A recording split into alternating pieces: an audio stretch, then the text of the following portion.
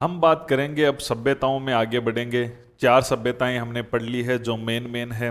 Kalibangan, Ahar, बेराट, Ganeshwar. Exam में सबसे ज्यादा क्वेश्चन इन चार सभ्यताओं के आते हैं।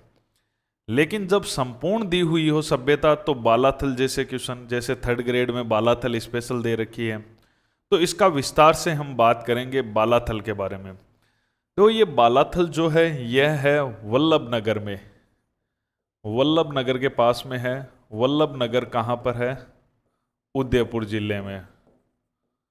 उदयपुर में वल्लभ नगर है, वहां पर है ये बालाथल। इसकी खोज 1993 के अंदर हुई थी। खोज कब हुई थी इसकी? 1993 में।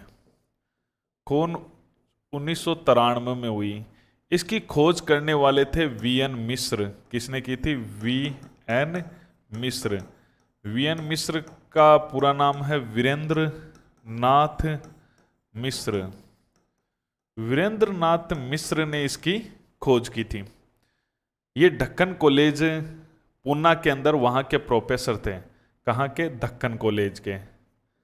ढक्कन कॉलेज पूना। ढक्कन कॉलेज पूना के ये प्रोफेसर हुआ करते थे। इन्होंने इसकी खोज की। फिर इसका जो खुदाई कार्य है वो भी इन्होंने इसी वर्ष शुरू करवा दिया था, उत्खनन। तो उत्खनन की बात करें तो उत्खनन भी इन्होंने ही शुरू करवा दिया था 1993 में। उत्खनन करने वाले भी कौन है? वीएन मिश्र। इन्होंने ही खोज की, सभ्यता का पता लगाया और इन्होंने ही इसका उत्खनन करवाना शुरू करवा दिया। इनके अगर उत्खनन में सहयोगी की बात करें, इनके सहयोगी जो थे उत्खनन के अंदर, कई व्यक्ति थे जो इनके साथ में थे, जैसे वीएस सिंधे है, आर के मोहंती है, देव कोठारी है। तो वीएस सिंधे, देव कोठारी, ये थर्ड ग्रेड में तो स्पेशल डाला हुआ है ये टॉपिक बालाथल। तो आर के मोहंती, ये इनके क्या थे? सहयोगी थे बालाथल के उत्खनन के अंदर। वास्तव में बालाथल जो सभ्यता है ना, वो आहड़ सभ्यता का विस्तार है, आहड़ के समकालीन है। आहड़ सभ्यता जिसे बनास संस्कृति कहा जाता है, तो ये वास्तव में ही बालाथल किसका पार्ट है? बनास संस्कृति का ही पार्ट है। तो मैं इसे ये भी कह सकता हूं कि ये आहड़ के समकालीन है, के समकालीन है, ये कह सकता हूं। या मैं इसे ये कह सकता हूं कि यह आहड़ संस्कृति या बनास संस्कृति का विस्तार है। मैंने बताया था आहड़ संस्कृति, बनास संस्कृति, बनास संस्कृति का भाग है, का विस्तार है।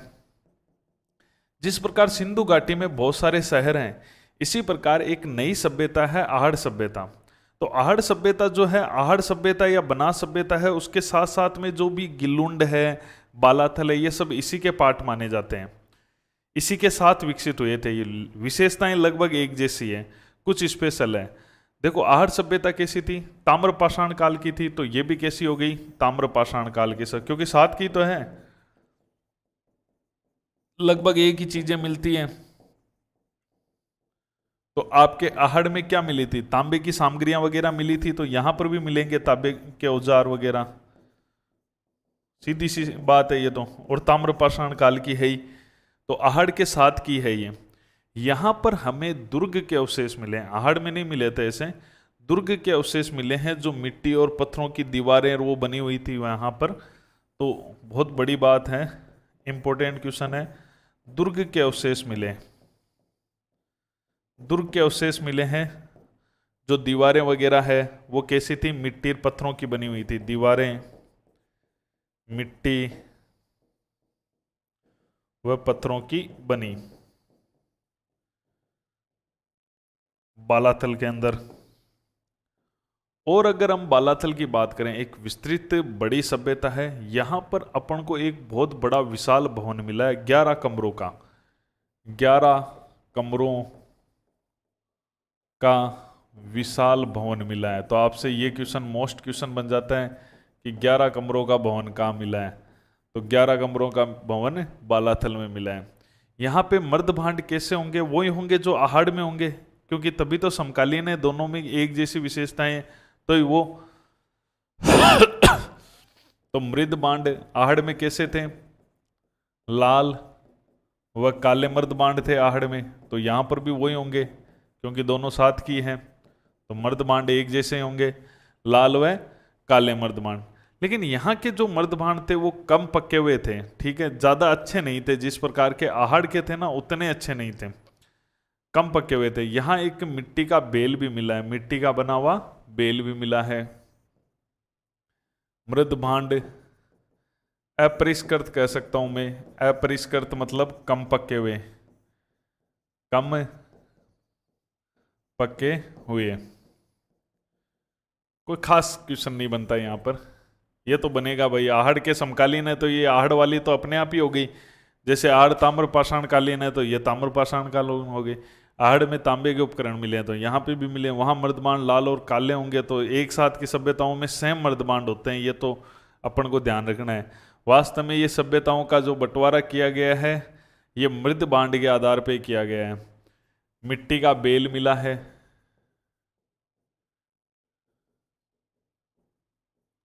कोई खास इंपॉर्टेंट बात नहीं है, एक बार देखा हुआ वो बस। यहां पर आहड़ में आपको क्या मिले थे? आहड़ में भी एक बेल मिला था टेराकोटा वाला जिसे बनासियन बुल कहा था, यहां पर भी मिला है। आहड़ में आपने एक चीज देखी थी, वहां पर चक्रकूप प्रणाली का प्रयोग था, रिंग वेल, रिंग वेल मिले हैं, जो मैंने रिंग वेल बताए थे, या इनको और भी कई नाम से वक्रकूप भी कह सकते हो, वक्रकूप मिले, जो कि आहड़ में भी मिले थे, आहड़ में समझा चुका था क्या होते हैं वक्रकूप। उसके अलावा यहां पर हमें एक नर कंकाल मिला है, उस नर कंकाल की खास बात है, नर कंकाल उसमें कुष्ठ रोग के प्रमाण मिले हैं, कुष्ठ रोग के प्रमाण, एक कंकाल मिला है जिसमें पुष्टि हुई है कुष्ठ रोग होने की। उसके अलावा यहां पर हमें बैठे हुए योगी का कंकाल मिला है, एक ऐसा कंकाल मिला है जो किसी योगी की मुद्रा में है, योगी की मुद्रा में है इस प्रकार से, ठीक है, ये योगी बैठता है ना वो मुद्रा, उसमें अपन को बैठा हुआ एक शव मिला है, तो हो सकता है ये कोई योगी वगैरह हो। इसका जो टाइम पीरियड है, काल सीमा, देखो इसने भी कई चरण देखे हैं आहड़ की तरह, लेकिन मुख्य चरण इसने ताम्रपाषाण का ही देखा है जैसे आहड़ ने देखा।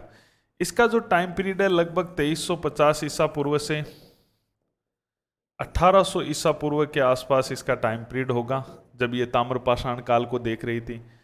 बाकी यहां पर सिंधु घाटी सभ्यता से मिलते जुलते भी ताम्र उपकरण मिले हैं।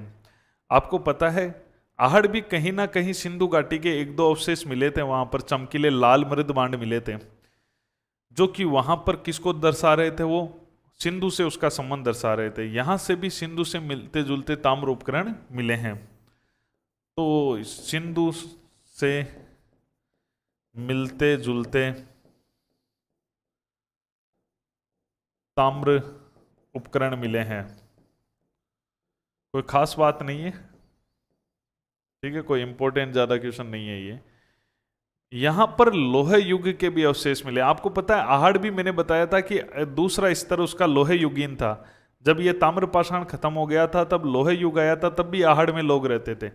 वैसे ही बालाथल भी ताम्र युगीन भी है, यहां पर ताम्र युगीन भी जानकारी मिलती है। तो देखो ताम्र युगीन तो है ही, सॉरी लोहे युगीन, लोहे युगीन भी है। लोहे युगीन क्या क्या जानकारियां यहां से मिलती है वो देखते हैं अपन। लोहे युगीन, तो इसको मैं अगर पिछले अगले पेज पे ले जाता हूं सही रहेगा। तो लोहे युगीन भी है ये, लोहे युगीन सभ्यता, इसने लोहा युग भी देखा है बालातल ने, ऐसा नहीं है ताम्रपाषाण। बाद में जब 1000 के आसपास लोहे का प्रवेश हुआ था तो लोहे युग भी इसने देखा है, बाद में लोहे युग में भी रही थी ये। क्योंकि यहां पर हमें क्या क्या मिला है लोहे युगीन जानकारी, लोहे गलाने की भट्टी मिली है, लोहे गलाने की भट्टी मिली है। हाँ लोहे युगीन जानकारी आहड़ में भी मिली है, लेकिन गलाने की भट्टी नहीं मिली है, वहां तांबा गलाने की भट्टी मिली है। इसके अलावा यहाँ लोहे युगीन जानकारियों में तांबे के सिक्के मिले हैं। भाई जब लोहा युग आ गया था तो लोहा युग किसको कहा जाता है आपको पता है? लोहा युग कहा जाता है जब आर्य सभ्यता आई थी, आर्यों के बाद में लोहा युग आ गया था। तांबे के सिक्के, उसके अलावा यहाँ पर जो है हाथ से बुना हुआ कपड़ा मिला है। हाथ से बुना हुआ कपड़ा, हाथ से बुना कपड़ा, ये अपन को ऐसे कह सकते हो कि सूती वस्त्र की जानकारी हो गई या कपास की जानकारी हो गई। कपास की जो जानकारी है ये दूसरे कपास की जानकारी हो गई है, दूसरा स्थान है ये जानकारी देने वाला, क्योंकि पहला मैंने आपको बेराट बताया था देने वाला, दूसरा स्थान पहला बेराट है। बेराट में सूती वस्त्र में पंचमार सिक्के मिले थे, याद आ गया। दूसरा स्थान है ये। उसके अलावा यहां पर नलकूप के भी संकेत मिले हैं।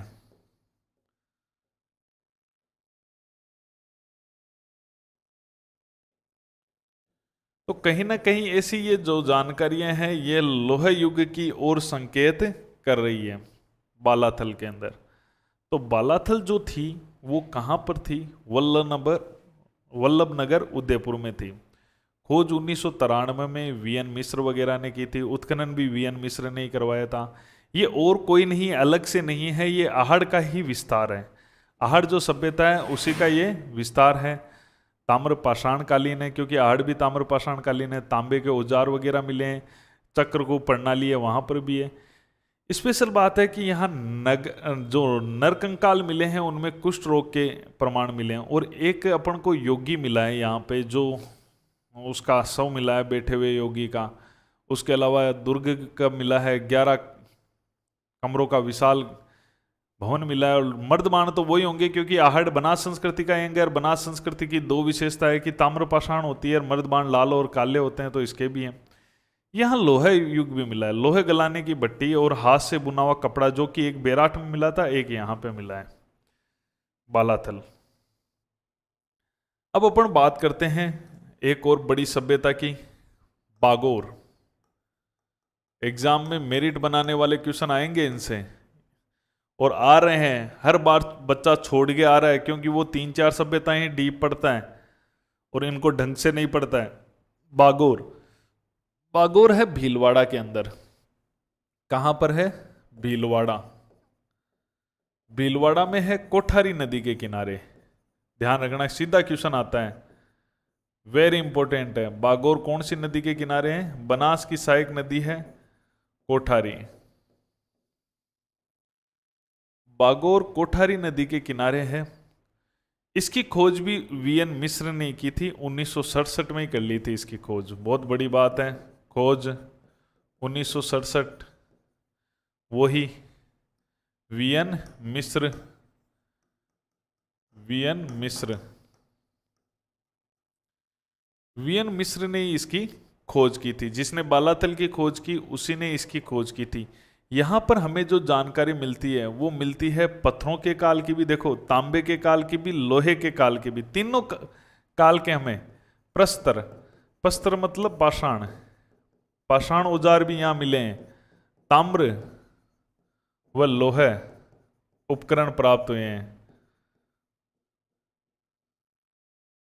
3 स्तर के उपकरण प्राप्त हुए हैं यहां पर, तीनों प्रकार के। वेरी इंपॉर्टेंट बात है ये कि पत्थर के भी मिले हैं, पत्थरों के बाद तांबे का प्रवेश हुआ, फिर लोहे का प्रवेश हुआ सभ्यता में। ये तीनों प्रकार के उपकरण मिले हैं। तो देखो खास बात है कि यहां पत्थर के औजार भी मिल गए। पत्थरों के औजार खत्म होने के बाद तांबे के औजार आए, वो भी मिल गए। ताम्र सभ्यता के बाद लोहा युग आया, वो भी मिल गए यहाँ पे। यह मध्य पाषाण काल का स्थल है, अपन अलग से भी मैं बताऊंगा आपको। यह मध्य पाषाण काल का मुख्य रूप से, देखो है तो कई देख रहा है ये, भाई पत्थर देख लिया, तांबा भी देख लिया, लोहा देख लिया, सबका पाठ रहा है ये। लेकिन मुख्य पाठ जो रहा है, मुख्य ही याद रखना होता है, मध्य पाषाण काल की सभ्यता रही है। और आपको पता है हमारे देश में मध्य पाषाण काल में क्या हुआ?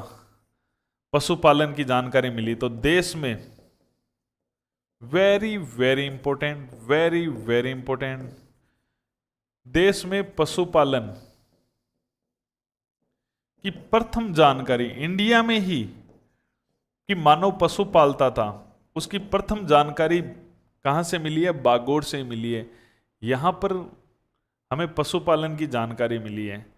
यहाँ पर क्या हुआ था, बहुत ज़्यादा पालतू पशुओं के जो है कंकाल मिले थे एक साथ में, इस आधार पे कहते हैं मध्य पाषाण काल की सभ्यता। जैसे ही मध्य पाषाण काल नाम आए ना, तो आप समझ जाना मध्य पाषाण काल के औजार भी तो हो गए ना भाई, वही पत्थरों के औजार। मध्य पाषाण काल के औजारों को माइक्रोलिथिक या लघु पाषाण उपकरण कहा जाता है। लघु पाषाण उपकरण मिले हैं, यानी पत्थरों के औजार जो यहां मिले हैं वो औजार क्या कहलाते हैं? मिले ना यहाँ पत्थरों के औजार ये रहे। तो मध्य पाषाण काल का मतलब है पत्थरों के औजार का मिलना, ठीक है। लेकिन मध्य पाषाण काल एक अलग काल है, अपन विस्तार से समझेंगे। पूरा पाषाण, मध्य पाषाण और नव पाषाण। मध्य पाषाण के पत्थर के औजारों को कहा जाता है लघु पाषाण औजार या माइक्रोलिथिक औजार। वो यहां से मिले हैं क्योंकि ये है ही मध्य पाषाण काल के। आपसे कह दें कि लघु पाषाण औजार कहां से मिले हैं, तो वहां मिलेंगे जो मध्य पाषाण काल के होंगे, तो ये है वहां का। इन लोगों का पेशा था शिकार करना। क्या था? शिकार करना। शिकार पे जीते थे ये। आपको पता है इन्होंने पशु क्यों पाले थे? दूध के लिए थोड़ी पाले थे। मानव ने पहली बार पशु पाले थे वो शिकार के लिए, मांस के लिए पाला था। क्योंकि कई बार ऐसा होता था कि मानव भागता रहता और कई दिन उनको शिकार नहीं मिल पाता था, इसलिए वो क्या करते थे, पशुओं को पालना शुरू कर दिया। तो इंडिया में पहली जानकारी है ये बागोर में, एक आदमगढ़ में और है। तो आप तो बागोर ध्यान रखना राजस्थान के संदर्भ में। ये शवों को गाड़ते थे, ठीक है। कई कब्रें, नरकंकाल कई मिले हैं यहाँ पर, ठीक है। और इसे महासतियों का टीला भी कहा जाता है। शवों में घरों को गाड़ते थे, शवों को घरों में गाड़ते थे। तो कई कब्रें नरकंकाल मिले हैं। इसी कारण इसे महासतियों का टीला कहा जाता है। क्या कहा जाता है? उपनाम है इसका महासतियों का टीला।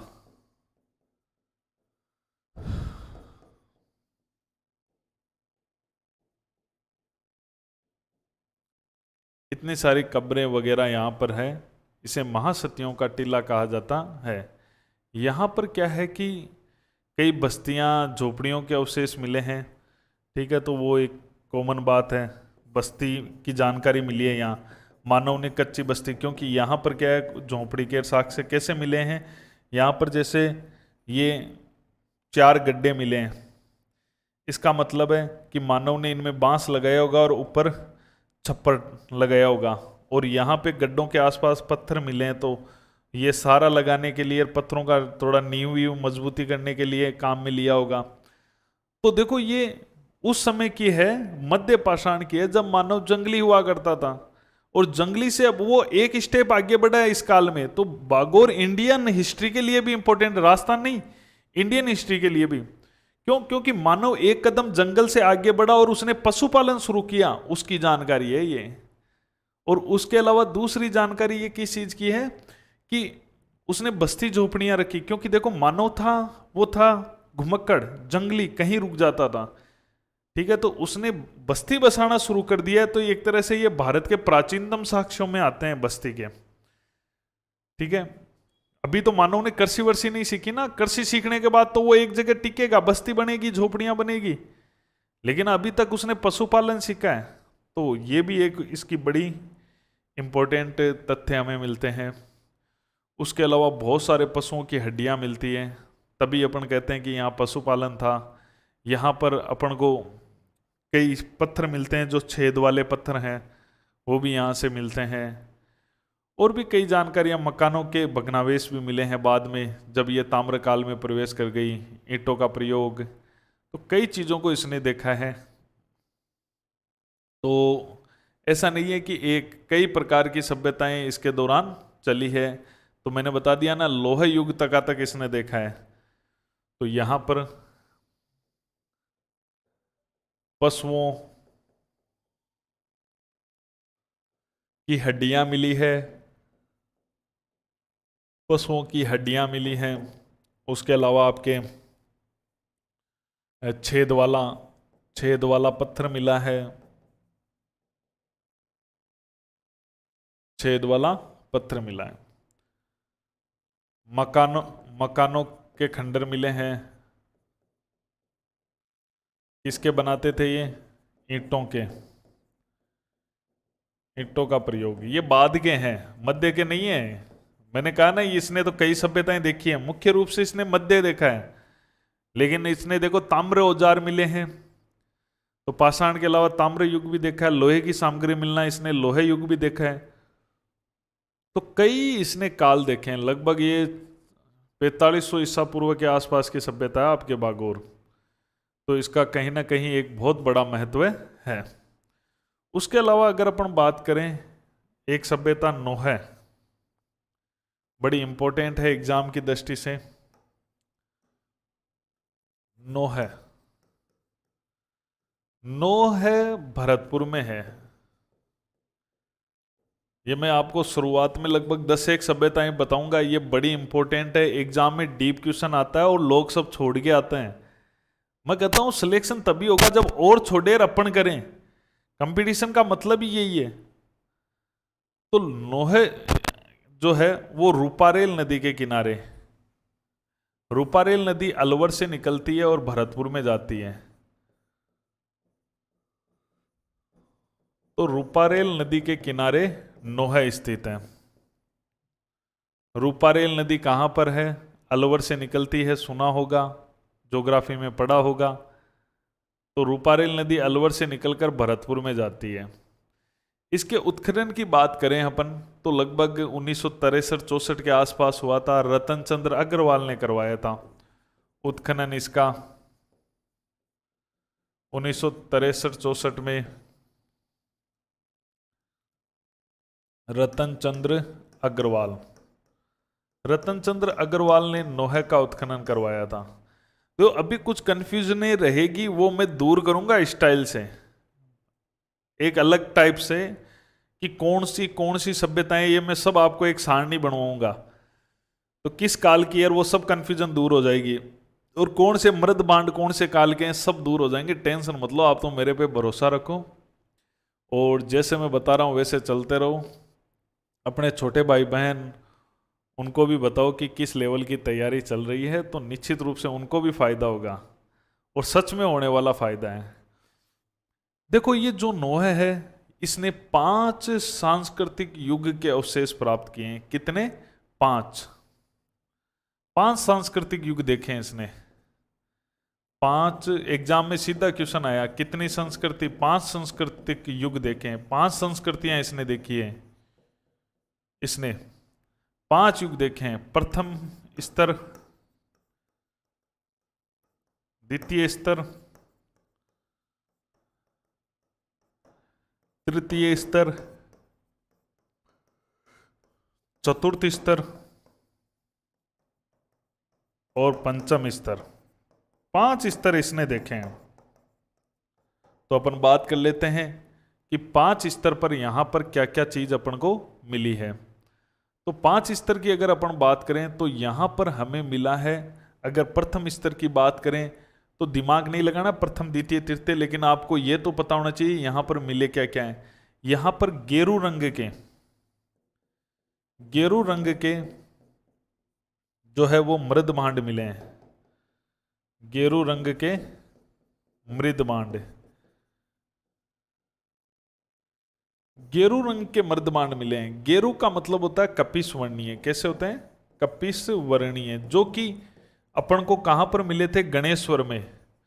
गणेश्वर वाले मृद भांड मिले हैं, इसका मतलब है ये गणेश्वर के साथ की भी है। ठीक है। उसके अलावा यहां द्वितीय स्तर में हमें चित्रित स्लेटी कह दो या दूसर कह दो, एक ही बात होती है। स्लेटी मृद भांड मिले हैं। तो इससे हमें ये किस काल का पता चलता है? ऐसे मृद भांड होते हैं ना जो स्लेटी होते हैं, वो लोहे युग की विशेषता को दर्शाते हैं, लोहे युग को दर्शाते हैं। उसके अलावा तृतीय स्तर पर जो मिले हैं वो मिले हैं काले ओपेरा मृदमांड। काले ओबदार या ओपेरा या ओबदार मृदमांड।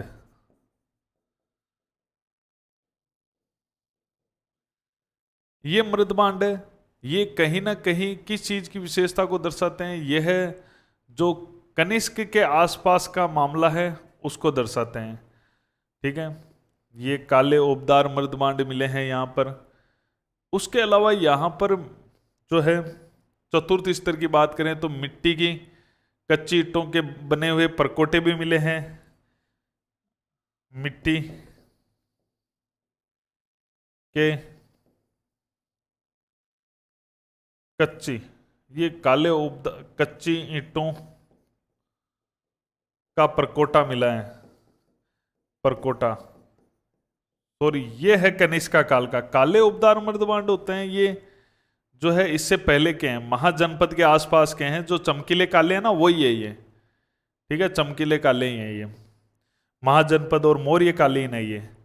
ठीक है, तो चित्री स्लेटी हो गया, काले उबदार हो गए, मिट्टी के कच्ची ईंटों का परकोटा हो गया। ये लगभग कनिष्क के समकालीन है, उस समय का ये परकोटा है, क्योंकि ये कनिष्क के समय जितने भी परकोटे मिले हैं किले दुर्ग के अवशेष टाइप ही हो गए ना, उनके समकालीन रहे हैं ये। उसके अलावा ये जो पांचवा स्तर है ये काफी बाद का, तांबे की सिक्के वगैरह मिलना, ये कनिष्क के बाद की बातें हैं। लगभग समकालीन मान लो, थोड़ा सा कनिष्क के आसपास की मान लो, इतना तो नहीं है। ठीक है, और तांबे के सिक्के वगैरह मिले हैं यहाँ पर। तो ये चीज़ें जो है 5 सांस्कृतिक युगों की जानकारी मिलती है अलग अलग टाइम पीरियड के। तो इसमें एक बार मैं दोबारा भी समझा दूंगा आपको। यहाँ पर हमें अगर मैं सामान्य शब्दों में कहूँ तो ये कहीं ना कहीं 5 संस्कृतियों की जानकारियाँ यहाँ पे मिल जाती है, जिसमें अगर मैं सिंपल भाषा में आपको समझाऊँ तो मैं आपको समझा सकता हूँ कि यहाँ पर ताम्र युग की भी जानकारी है, क्योंकि गणेश्वर के समकालीन होना, कपिस्वर्णीय होना, चित्रित मृदबांडों का होना, लोहे युग की जानकारी है, और काले ओपेरा मृदबांड होना कहीं ना कहीं मौर्य काल की जानकारी है, मौर्य काल की जानकारी है। ठीक है, और ये आपके जैसे मिट्टी के कच्ची ईंटों के परकोटे वगैरह, ये चीज़ें कहीं ना कहीं कनिष्क काल की जानकारी है, और गुप्त काल की भी जानकारी यहाँ से मिलती है। तो कहीं ना कहीं इसने 5 संस्कृतियों को जिया है, नोह ने 5 संस्कृतियां जी है।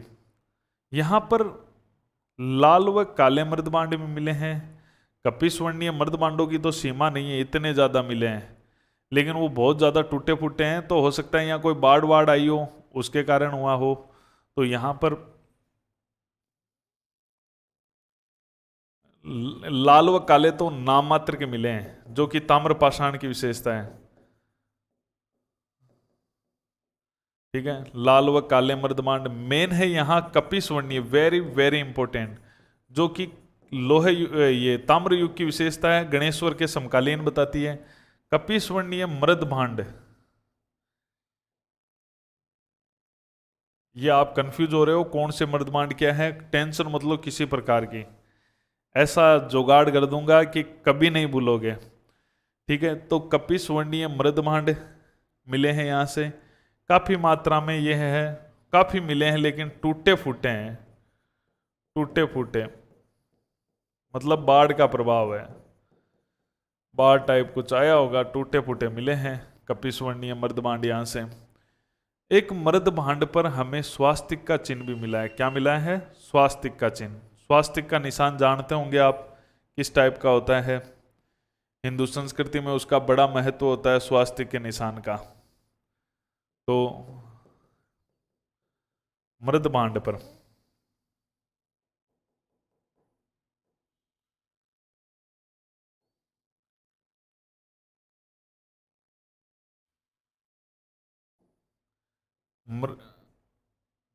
क्या कौन सा क्लिक हो गया?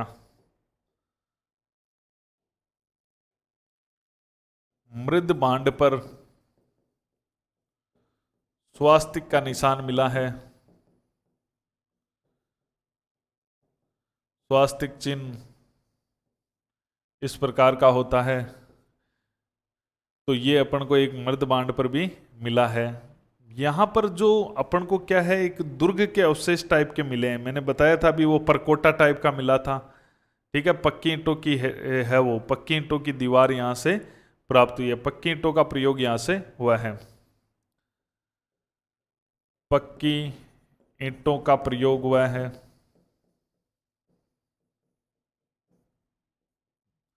जो परकोटा कह दो, दुर्ग कह दो, एक ही बात है। एग्जामिनर कैसे पूछ सकता है। पक्की ईंटों की दीवार मिली है यहाँ से।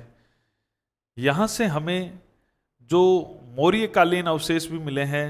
मौर्यकालीन अवशेष कैसे मिले हैं, वो जो तभी तो मैंने बताया ना ये मौर्यकालीन है। मौर्यकालीन यहाँ पर मिला है। जो अशोक था ना, अशोक ने जो स्तंभ लिखवाए थे, अशोक के जो स्तंभ थे, अशोक के स्तंभ के टुकड़े मिले हैं यहाँ पे।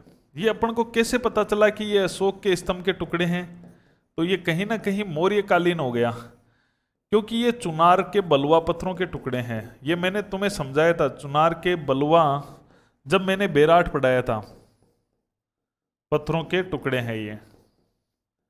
देखो पोलिश युक्त है, बलुआ पत्थरों के पोलिश युक्त टुकड़े हैं।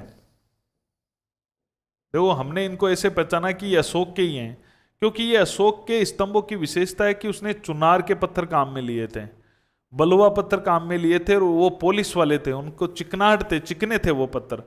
तो कहीं ना कहीं ये मौर्य काल के जो चुनार के बलुआ पत्थरों का मिलना कहीं ना कहीं अशोक के स्तंभ के टुकड़ों का एहसास दिला रहा है, क्योंकि ये ऐसा पत्थर केवल अशोक ने काम में लिया अपने स्तंभों में। तो कहीं ना कहीं ये मौर्यकालीन जानकारी का एक बड़ा स्रोत हो गया अपने। अशोक मौर्य तो था, लोहे युग है ही इसमें, लोहे के हमें कुछ कृषि उपकरण भी काम यहाँ पर मिले हैं, ठीक है। और पक्की ईंटों का उपयोग होता था, तो पक्की ईंटों की दीवारें वगैरह मिली है, पक्की ईंटों का प्रयोग होता था मकानों के अंदर, ठीक है।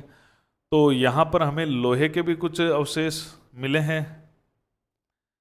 तो लोहे का केवल तार टाइप का ही मिला है, ऐसे कोई सामग्रियाँ वगैरह तो नहीं मिली। और यहाँ पर वही जो रिंग वेल है, चक्रकूप प्रणालियाँ, जो कि लोहे युग की विशेषताएं होती है, कुएं मिलना, चक्रकूप के अवशेष मिले हैं यहाँ पर। चक्रकूप के अवशेष मिले हैं। उसके अलावा यहाँ पर हमें कुषाण कनिष्क वगैरह, कुषाण वंश की भी जानकारी है। कनिष्क लिख दिया ना मैंने, कनिष्क की जगह में कुषाण लिख दूं तो ज़्यादा बेटर है, कुषाण वंश, क्योंकि मैंने एक राजा का ही नाम लिख दिया। कुषाण काल, तो कुषाण काल में कनिष्क वगैरह है, और भी हुए हैं, हुइस्क वगैरह हुए हैं, उनके सिक्के भी मिले हैं। हुइस्क के सिक्के मिले हैं।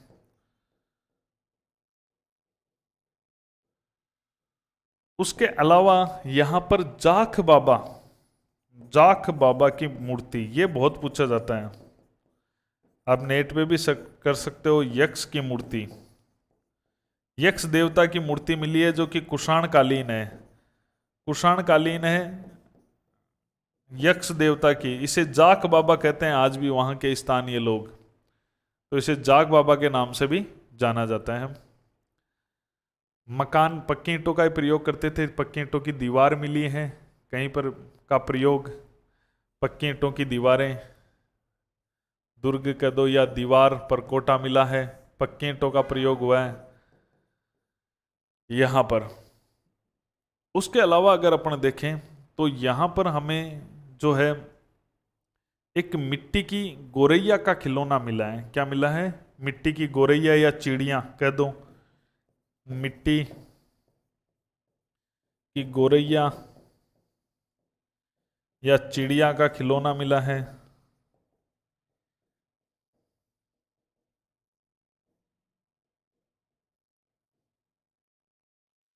देखो नोहे वास्तव में क्या है कि आप नहीं पढ़ते हो तो इसका मतलब नहीं है कि ये बड़ी सभ्यता नहीं है, ये बड़ी सभ्यता है। और आजकल एग्जामिनर इससे बार बार पूछ रहा है, तो बच्चे आश्चर्यचकित हो रहे हैं कि हम तो नो की एक दो बातें पढ़ते हैं। भैया आपके पढ़ने से थोड़ी हुआ, एग्जामिनर तो पूछेगा ही कि नोह के बारे में। तो यहां पर नोह के अंदर जो है लोहे की जानकारी मान लो, लोहे के कुछ कृषि उपकरण तार टाइप के मिले हैं यहाँ पर, वो भी यहाँ से मिले हैं। तो लोहे के कृषि उपकरण,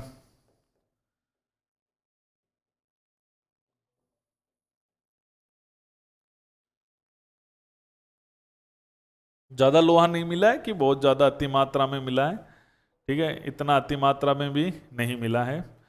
यहां पर क्या है कि नामात्र का लोहा मिला है, ठीक है, ज्यादा तो मृदबांड ज्यादा मिले हैं, और सबसे ज्यादा कपिस्वर्णीय मृदबांड मिले हैं, ठीक है, कपिस्वर्णीय मृदबांडों का संग्रह बहुत ज्यादा यहाँ मिला है। उसके अलावा स्लेटी मृदबांड भी मिले हैं। तो स्लेटी मिलना मतलब लोहे युग की विशेषता, और ताम्र युग की कपिस्वर्णीय मिलना, तो दोनों कालों को जिया है इसने, इस सभ्यता ने, ठीक है। तो ताम्रकालीन और लोहे युगीन, इसका दोनों बड़ा महत्वपूर्ण रहा है। ताम्रकालीन मिलना यानी कपिस्वर्णीय मर्दबांड, स्लेटी मिलना मतलब लोहे युगीन, तो लोहे का काफी इसका रहा है। इसमें क्या है, एक अपन को हवन कुंड भी मिला है। क्या मिला है? हवन कुंड। और उस हवन कुंड के पास में एक मुद्रा भी मिली है। क्या मिली है? मुद्रा मिली है। उस मुद्रा पर लिखा हुआ है पाप हस्तस्य। क्या लिखा हुआ है? पाप हस्तस्य। तो यहां हवन कुंड मिला,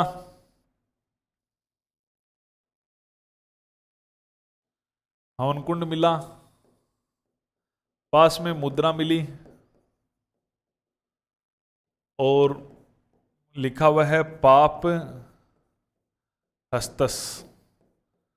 ये कहीं ना कहीं हवन कुंड मिलना, और ये कहीं ना कहीं ऐसा बताया जा रहा है कि वैदिक जो धर्म है, वैदिक धर्म का पुनरुत्थान का प्रतीक है ये। वैदिक धर्म जो एक बार कमजोर हो गया था जैन और बौद्ध धर्म के आने के बाद में, तो वैदिक धर्म का जो पुनरुत्थान हुआ था उसका ये प्रतीक है। जो यहाँ हवन कुंड मिलना और मुद्रा मिलना जिसमें पाप हस्तस्य लिखा हुआ, तो वैदिक धर्म के पुनरुत्थान का ये है। तो ये थोड़ा सा आपको ध्यान में रखना है। एक बार मैं इसका रिवीजन करा देता हूँ ढंग से समझना। 3 सभ्यताएं हैं लेकिन तीनों ही जबरदस्त है, मेरिट बना देगी, एग्जाम में सिलेक्शन करवा देगी ये 3 सभ्यताएं। थोड़ा सा ध्यान से समझना, ठीक है, अच्छी तरह से। बालाथल, बालाथल कहाँ पर है? वल्लभनगर उदयपुर में, उदयपुर में ही है बालाथल। इसकी खोज 1993 में वीएन मिश्र ने की थी, वीरेंद्र नाथ मिश्र। ये दक्कन कॉलेज में पूना के अंदर प्रोफेसर हुआ करते थे। इन्होंने इसका उत्खनन करवाया बालाथल का, वीएन मिश्र ने। इनके सहयोगी है V S Sindhe, Dev Kothari, R K Mohanty. Balathal और कुछ नई सभ्यता नहीं है, ये आहड़ के समकालीन है, आहड़ के साथ ही विकसित हुई है। तो आहड़ के समकालीन है, आहड़ संस्कृति या बनास संस्कृति का ही एक विस्तार है ये। तो आहड़ संस्कृति हो गई तो अपने आप ही ताम्रपाषाण काल की हो गई, अपने आप ही तांबे की सामग्री मिल गई, ठीक है। दुर्ग के अवशेष मिले हैं यहाँ पर, दीवारें मिट्टी व पत्थरों की बनी हुई है। 11 कमरों का विशाल भवन मिला है। मृदबांड तो सीधे ही लाल और काले हो गए, क्योंकि आहड़ ये तो है, ये आहड़ के साथ की है, तो काले व लाल मृदबांड होंगे। सभ्यताएं साथ की है, ये पता कैसे चलता है? आप ध्यान रखना, सभ्यताएं साथ की है ये मृदबांडों से पता चलता है। मैं आपको पूरा विस्तार से एक सारणी बनवाऊंगा और आप अच्छी तरह से समझ जाओगे, ये कोई नहीं समझा पाएगा। इतिहास वाले बड़े बड़े लोग कंफ्यूज से भरे रहते हैं, सब बातें आपके साथ होगी। मृदबांड अपरिष्कृत, कम पके हुए थे यहाँ के, ठीक है, नॉर्मल विशेषता है। मिट्टी का बेल मिला है, आहड़ में भी मिला है। चक्रकूप प्रणाली, रिंगवेल, वृक्कूप आहड़ में भी मिले हैं, वो बताए थे ना मैंने, जमीन के नीचे रिंगवेल मिट्टी के बने हुए, बता चुका हूं पूरी तरह से। नरकंकाल मिला है, जो कुष्ठ रोग का प्रमाण है, बालाथल में मिली है, ठीक है। बैठे हुए योगी का कंकाल, बैठा हुआ योगी, उसका कंकाल मिला है पूजा में। इस प्रकार से जो बैठता है ना योगी, मुद्रा ऐसे नीचे का दिखाई नहीं देता, नहीं तो मैं नीचे थोड़ा सा ढंग से करके बताता। काल सीमा 2350 ईसा पूर्व से 1800 ईसा पूर्व है। सिंधु से मिलते जुलते ताम्र उपकरण भी मिले। अब देखो इसमें लोहा युग भी है, जैसे कि आहड़ सभ्यता मेन ताम्र पाषाण है, बालाथल भी आहड़ के साथ किए ताम्र पाषाण है, लेकिन बाद में और भी तो सभ्यताएं इन्होंने देखी है। तो लोहा युग आहड़ में भी प्रवेश किया था, इसमें भी बाद में आया था, जिसमें लोहे गलाने की भट्टी है, तांबे के सिक्के हैं, हाथ से बुना कपड़ा जो कि बेराट में मिला था, एक यहाँ पे मिला है, नलकूप के संकेत यहाँ से मिले हैं। अगर बागोर की बात करें तो बागोर भीलवाड़ा के अंदर है, कोठारी नदी के किनारे, ध्यान रखना कोठारी नदी के किनारे है। खोज 1967 में वीएन मिश्र ने की है, वही है जो बालाथल वाला है। बागोर इसलिए जाना जाता है क्योंकि ये मध्य पाषाण काल का है, और मध्य पाषाण काल में जो तरक्की मानव ने आदि मानव से मानव कन्वर्ट होने में की है, जैसे पशुपालन की पहली जानकारी, बस्ती बसाना, गड्ढे मिले हैं, ठीक है, तो गड्ढों से आइडिया लगाए, बांस लगाते होंगे और कोई छोटी मोटी झोंपड़ी बनाते होंगे, ठीक है। ऐसे अभी कोई झोंपड़ी नहीं मिली है, गड्ढों से, गड्ढों में पत्थर से लग रहा है कि ये उन पत्थरों को गड्ढों में जो बांस वांस लगाते थे उनको रोकने के लिए साइड में पत्थर लगाए होंगे। कोठारी नदी के किनारे हैं, वेरी इंपॉर्टेंट क्वेश्चन। और तीनों काल पाषाण, ताम्र और लोहा तीनों मिले हैं यहां पर, यह सबसे मेन बात है, क्वेश्चन बनेगा। मध्य पाषाण काल की मेन है ये, बाकी और भी इस काल देखे हैं इसने।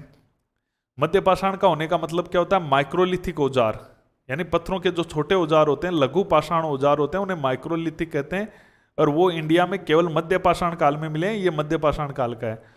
और देश में पशुपालन की प्रथम जानकारी पूरे इंडिया में पशुपालन की पहली जानकारी यहीं से मिली है। पशुपालन मध्य पाषाण काल में ही हुआ था। पेशा भी शिकार है मध्य पाषाण काल का, कृषि सीखी नहीं है, कृषि तो नवपाषाण में सीखेंगे। शवों को घरों में गाड़ते थे, कब्रें कई नरकंकाल मिले हैं, इसलिए इसे कहा जाता है महासतियों का टीला, कई बार एग्जाम में आ चुका है। बस्ती झोंपड़ियां मिली है, पशुओं की हड्डियां मिली है, जिससे अपन पशुपालन का छेद वाला पत्थर मिला है, तो बांस वांस अटकाते होंगे उसमें। मकानों के अवशेष मिले हैं, ईंटों का प्रयोग हुआ है। बाद की बातें हैं, क्योंकि कई सभ्यताएं देखिए ना, नोहे भरतपुर में है, कौन सी नदी पर है? नोहे रूपारेल नदी पर है। इसका उत्खनन रतन चंद्र अग्रवाल ने करवाया था। 5 सांस्कृतिक युग देखें। प्रथम स्तर में गेरू रंग के मर्दबांड या कपिस्वर्णीय, जो कि ताम्र काल को दिखाते हैं। चित्रित सलेटी जो लोहे युग में थे। काले ओबदार मृदबांड, ये लगभग महाजनपद के आसपास के हैं। मिट्टी के कच्ची ईंटों का परकोटा, ये लगभग कनिष्क कुषाण और उनके आसपास के हैं। तांबे के सिक्के जो बाद के कुषाणों के आसपास के ही हैं, कुषाणों के बाद के स्तर के हैं। ताम्र युग, लोहा युग, मौर्य, कुषाण, गुप्तकालीन जानकारियां यहाँ है। यहाँ पर लाल और काले ताम्र पाषाण के भी 1-2 मर्दबांड मिले हैं। मेन कपिस्वर्णीय मर्दबांड जो ताम्र पाषाण काल के हैं, तो सॉरी ताम्र पाषाण के तो ये होते हैं, ये ताम्र युग के हैं। टूटे फूटे, बाढ़ का प्रभाव। मर्द भांड पर स्वास्तिक का चिन्ह मिला है। पक्की ईंटों का प्रयोग था मकानों में, परकोटे, दुर्ग, दीवारों में। अशोक के स्तंभ के टूटे हुए टुकड़े मिले हैं। चुनार का बलुआ पत्थर के पॉलिश युक्त टुकड़े जो कि बेराट में मिले हैं, वही नोहे में मिले हैं, मोस्ट बात है। चक्रकूप के अवशेष मिले हैं।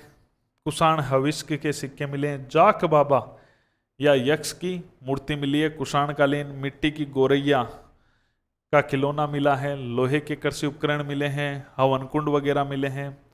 पास में मुद्रा मिली है जो पाप हस्त से लिखा है। वैदिक धर्म का पुनरुत्थान का ये प्रतीक है।